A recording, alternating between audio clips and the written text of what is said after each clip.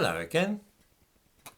I think it's fair to say that in America and Western Europe, women are not really novelties to the average man.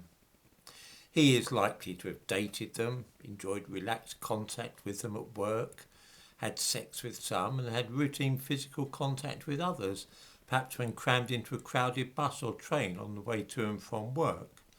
Women are, in short, a familiar part of the average British or American man's landscape.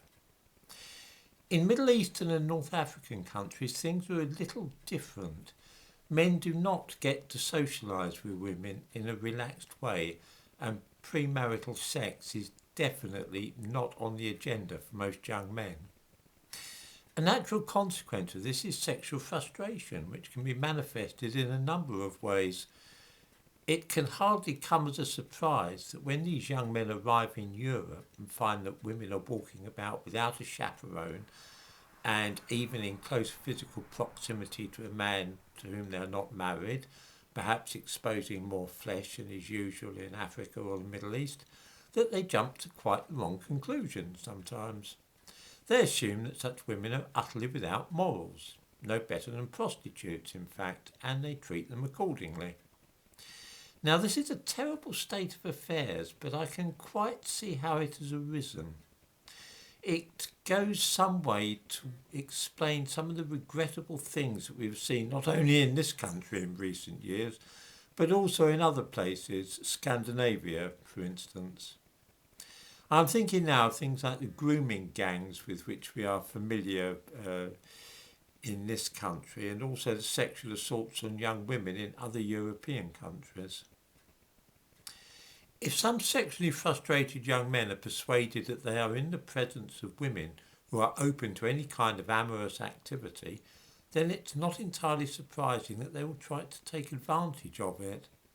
If they go to a swimming pool or beach in Sweden and see young women bathing topless, then there might well be aggressive advances on the part of the men.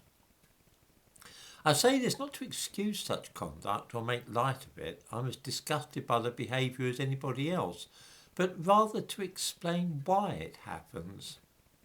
Let's face it, young British men have been known to make a frightful nuisance of themselves in other people's countries when they don't fully understand the conventions of the society which they are visiting.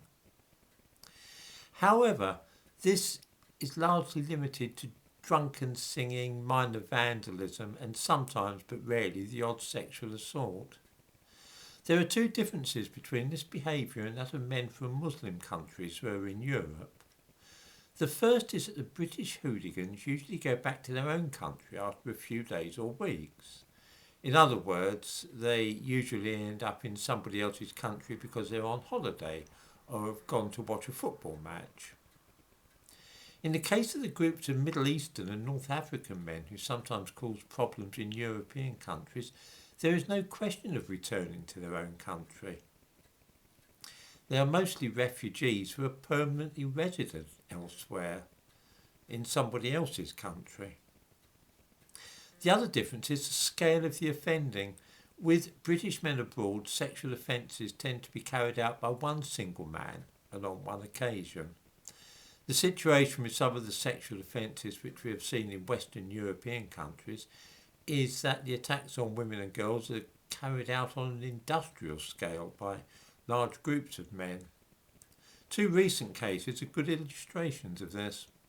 In Milan, during the New Year's Eve celebrations a week or two back, a gang of young men, all of North African origin, carried out a string of sexual assaults and robberies on a number of women outside the cathedral.